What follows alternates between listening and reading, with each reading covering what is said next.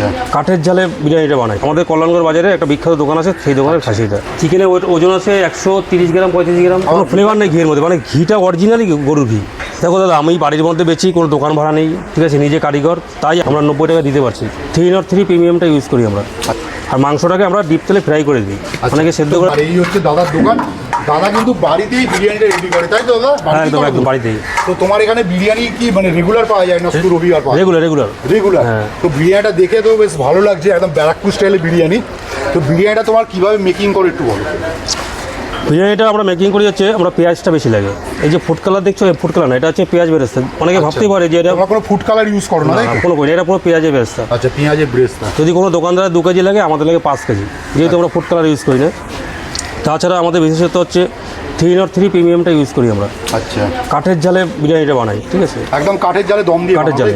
আর মাংসটাকে আমরা ডিপ তেলে ফ্রাই করে দিই, অনেকে সেদ্ধ করে দেয়। মাংসটার মধ্যে আমি একটা জিনিস দেখতে পাচ্ছি, একটা হালকা কোটিন আছে, যেটা আমি কোনো বিরিয়ানির দোকানে দেখি না। এই কোটিনটা কিসের কোটিন দিয়েছে? এটা হচ্ছে আমাদের অ্যারারুট বলো বা কর্নফ্লাওয়ার জাতীয় কিছু দিয়ে তোমরা, মানে বাইন্ডিং যাতে মাংসটা ভেঙে না যায়। ডিপ তেলে যদি শুধু মাংস ছেড়ে দিই, ভেঙে যাবে। আচ্ছা, এটাকে বেঁধে নিই। একটা পরিমাণ তো ঘিও ইউজ করে, যে ঘিয়ের ভালো স্মেল আসছে। তো রাইসটা একটু দেখি, মানে একটু এই দেখো, রাইস তো কোনো রাইস লাগবে না, দেখো একদম ঝরঝরে রাইস দেখতে পাচ্ছি। বাহ, খুব সুন্দর। মানে বিরিয়ানিতে কি তুমি কোনো আতর ফাতর ব্যবহার করো? না, ওইসব কম একদম দিই না, বলবো সেই গোলাপ জলও দিই না। বিরিয়ানির একটা অথেন্টিক যে স্মেল থাকে, সেটা কিন্তু পাচ্ছি। তো তোমার এটা কবে থেকে শুরু করেছিল, কবে থেকে?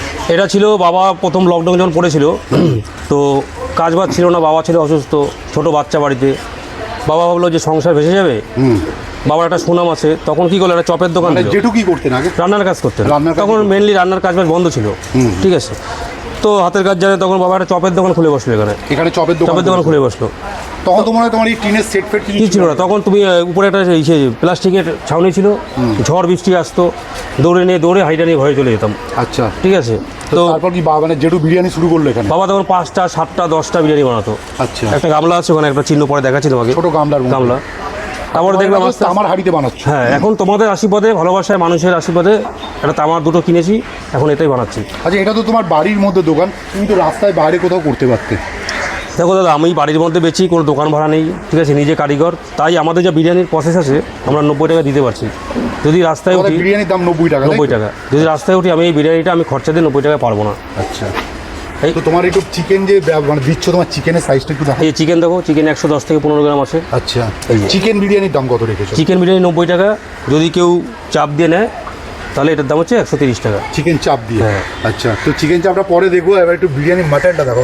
তোমাকে যে মাটনের আগে বলো যে ওজন কী আছে, মানে কত সাইজ আছে? মটন আছে তোমার 150 গ্রাম আছে। 150 গ্রামের মাটনটা একটু দেখো। এই ধরো 150 গ্রাম পিস আছে। আচ্ছা, এটা কি তোমার দেশি খাসি আছে না রিয়াজি খাসি? পুরো রিয়াজি খাসি। আমাদের বাজারে, আমাদের কল্যাণগড় বাজারে একটা বিখ্যাত দোকান আছে, সেই দোকানের খাসিটা। এই যে।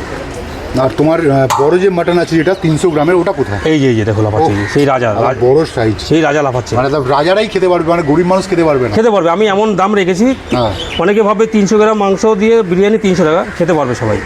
আচ্ছা, এটা নিলে তো 2-3 জন খেতে পারবে। দেখো বিরিয়ানি তোমার এখানে কটা থেকে শুরু হয় বলো?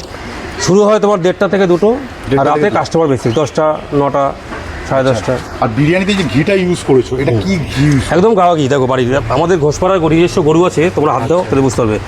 আমি দিচ্ছি, এটা আঙুল দিয়ে দাও, দেখো এটা দিলেই বুঝতে পারবা যে কী আছে। দেখো দেখাই যাচ্ছে, তো কোনো ফ্লেভার নেই ঘিয়ের মধ্যে, মানে ঘিটা অরিজিনালি গরুর ঘি। আচ্ছা, তো তোমার এখানে তো মোটামুটি যখন দেখছিলাম মেকিংয়ের সময় সব কিছুই ভালো জিনিস ব্যবহার করছো, তুমি তো কোনো কালারটা ইউজ করো না? ফুড কালার আমাদের ইউজ নেই কোনো। আচ্ছা, তো তুমি আমাকে একটু বলো যে তোমার এই যে মাটন বিরিয়ানি যদি কেউ 150 গ্রাম দিয়ে নেয়, কত দাম পড়ছে? 150 গ্রামের পিস দিয়ে 180 টাকা। 180 টাকা। আর 300 গ্রাম যেটা আছে, এটা দিয়ে কত পড়ছে? এটা একটা অথেন্টিক রেখেছি। 300 গ্রামের পিস দিয়ে অ্যাকচুয়ালি 300 টাকা বিরিয়ানিটা হয় না।